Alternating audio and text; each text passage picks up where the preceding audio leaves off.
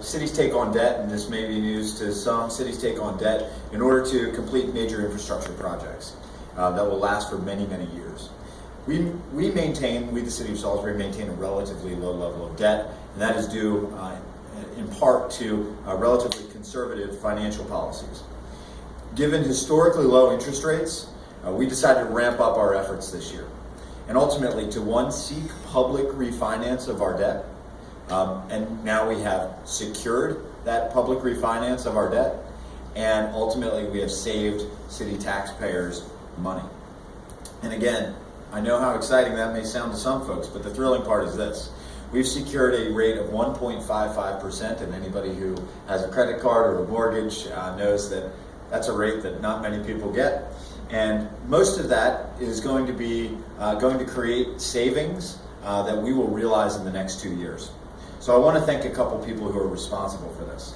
First, I want to thank our finance director, city finance director, Keith Cordrey. I want to thank SWED, Salisbury Wycomico Economic Development Director, Dave Ryan. I want to thank City Administrator Tom Stevenson and Assistant City Administrator Julia Glanz. I want to thank our team at Davenport, Peter Lind, Sam Ketterman, and Joe Mason. And I want to thank Lindsay Rader of Funk and Bolton, our bond counsel, for their assistance. Really, this team has made pretty amazing things possible, and there are a couple fundamental reasons I want to talk about that we were able to achieve this. First and foremost, we achieved this, and I'm going to just scroll through that. We achieved this, one, because of the incredibly hard work of our city staff, especially Mr. Cordrey and our advisors. Two, a strong market for lending. Three, the strength of Salisbury's economy. And four, the strong condition of City of Salisbury's financial house. So those four things are aspects that I'd like to bring up some people to talk about, particularly our financial house, which City Finance Director Keith Cordrey is going to come up and discuss in just a few minutes. But before we get to Keith, actually, Salisbury Wycomico Economic Development Executive Director Dave Ryan is going to come up and talk about the strength of our economy and how it gave us a tremendous advantage in terms of the rate we were able to secure. Dave. Thank you, Mayor. It's great to be here, and I'll go through some of the presentation that we made to the rating agencies on Wall Street. And it's always fun. I'm from Salisbury. It's just an absolute delight to promote your hometown. And we wanted to convey what's happening here in Salisbury and the fabric of our community. We wanted to take that to New York, and I think we did that as a team, and I was happy to participate, and thank you for asking us to do so. But we conveyed our message that we know here to the analysts on Wall Street by focusing on the strategic location of Salisbury in the Mid-Atlantic region. We know the lifestyle we enjoy here, and we've relayed that information to the analysts, and we're still 2 hours away from major metropolitan areas. We talked about Salisbury as a hub for transportation and the Salisbury Ocean City Regional Airport in our community, the second largest port in Maryland in our community, rail service and 2 highways intersecting in Salisbury. All of that has led to a strong distribution network. We can look at UPS and FedEx and Pepsi-Cola, Coca-Cola, and more as regional distribution centers in this particular community. We conveyed that to the analysts on Wall Street. We also conveyed that, according to ESRI, the Environmental Systems Research Institute, we should be, based on our demographics, doing about $300 and some million in retail sales. Instead, we're doing about $1.5 billion in retail sales, a surplus of about $1 billion. And that's just indicative of that regional approach we went through with the analysts. So it's indicative of people coming into Salisbury to shop, to work in education or see a doctor and so forth. We talked about the diversity of our economic base. We focused on those institutional entities, those institutional industries like ag and poultry as a solid foundation, healthcare, and higher education here. We also detailed some of our larger sector employers, and we noticed that the country has about 8% of the jobs in manufacturing, and Salisbury is a little over 12%. And we like the industries in which we're strong: healthcare, higher education, manufacturing, and distribution. We talked about employment growth at the time. The latest employment rate for Wycomico County was 5.2%, and the rate has been declining not because of a lower labor force growth rate, but because more people are finding jobs today than they have been in previous years. Talked about the institutional presence, not just in our region, not just in Salisbury and Wycomico, but also throughout the region, inclusive of Wallops Island, Peninsula Regional Medical Center, University of Maryland Eastern Shore, the beaches of Ocean City. We wanted to relay that Salisbury is more than just the corporate limits of Salisbury, but those institutions have a role to play in our local economy as well. We talked about our agribusiness sector and the headquarters of Purdue Farms and the processing facilities and other installations of the ag and poultry industry within the Salisbury market area. We clearly talked about the 42nd fastest growing job market in the United States according to the U.S. Conference of Mayors. And we talked about recent events downtown and in our industrial base. We talked about the changing of the fire station over the headquarters to the headquarters live, new tenants coming into the mall, and we're that $1 billion surplus. We're about $350 a square foot now at the Salt Center of Salisbury Mall, which is an impressive for a regional mall in our community. And we talked about our recent events of Jubilant Cadista adding 200 to 300 new jobs as they expand their pharmaceutical plant, Northwood Industrial Park, by about 100,000 square feet.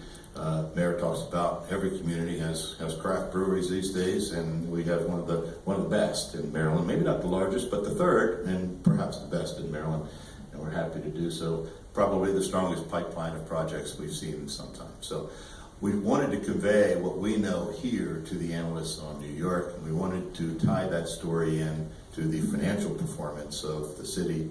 And I think we did that, and for that part of the presentation, I'll yield to Keith.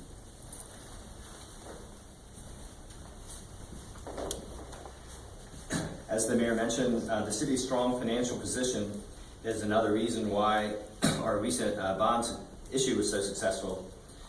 One of the most influential factors which contributes to the city's financial strength is the level of our current fund balance and our policies to maintain it. This slide reflects the use of fund balance by year. And as you can see, each year the city has managed to incur a relatively small use or contribution to surplus each year. And the key thing to point out is over the last 6 years, the city has incurred a change in fund balance of only $200,000, virtually nothing on a budget of $180 million plus over that period. So we've kept our surplus very level. To see that a little clearer, this slide at the upper left reflects a graphical history for fund balance. And you can see at the top left that the fund balances have remained steady for the last 4 years, right around $12 million. The chart, the lower chart reflects the unassigned fund balance has increased from $5.7 million in 2010 to $9.1 million in FY15. So the city greatly values its unassigned fund balance and realizes it is one of the most important financial strengths. This slide, you can see the assessment levels, which declined for the 5-year period starting in 2011 due to the Great Recession. And the good news is that levels are starting to stabilize and recover with small gains in both 16 and 17. So for the bond issue, it was extremely successful. It surpassed our expectation thanks in part to Brexit. Funding, the issue included funding for the capital improvements in the amount of $4,751,500 and funding for refunding of 6 bonds in the amount of $15,730,000. The refunding included no extension of existing maturities, so that means that the refunded bonds will retain the same term that they originally had. And due to the excellent rate environment, we were able to secure a competitive rate of 1.56%. And the bottom line is that the refunding netted gross savings in the amount of $1.6 million, and of which 54% belongs to the general fund, which is great. So, turn it back over to the mayor. Thank you, Keith. So, as you can see, the City of Salisbury's economic growth and healthy financial management picture are more than just a process story. And I think that's really the message here. We are the 42nd fastest growing economy in the United States of America. We're the only boom economy from the Research Triangle to Canada. We're the only boom economy from the Missouri River to the Atlantic Ocean.